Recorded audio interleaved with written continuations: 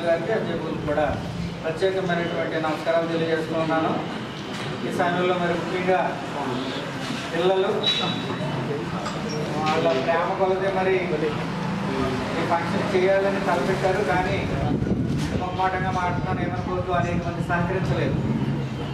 అయినా కూడా కొంతమంది బట్టి విక్రమార్కుల్లాగా ఏదైనా ఫ్యామిలీకి చిన్నదైనా చేయాలి మా సంస్కృతి కోసం అన్నట్టుగా స్వీట్ అయినా ఇవ్వకుండా వెళ్ళిపోతే అది భావ్యం కాదని కొంతమంది పట్టుదలతో ఈ కార్యక్రమాన్ని చేయాలని అనుకున్నారు.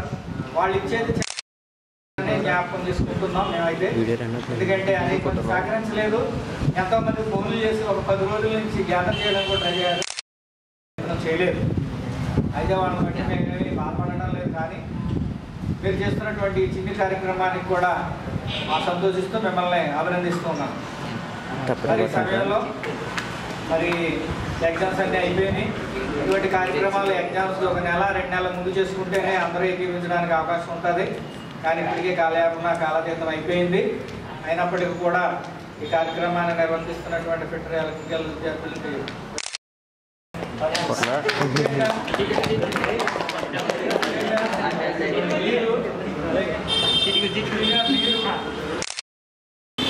మంచి భవిష్యత్తును చూసుకోండి. స్నేహితులు ఈ రోజు ఉంటారో ఈ రోజు ఉండరు, మనకి ఇచ్చే గిఫ్ట్లు ఈ రోజు ఉంటాయి, ఒక రోజు ఉండకపోవచ్చు.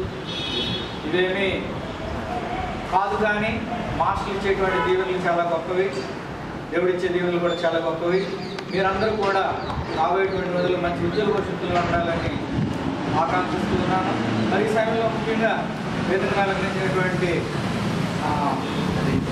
పేట సంఘ గారి గురించి మాట్లాడాలని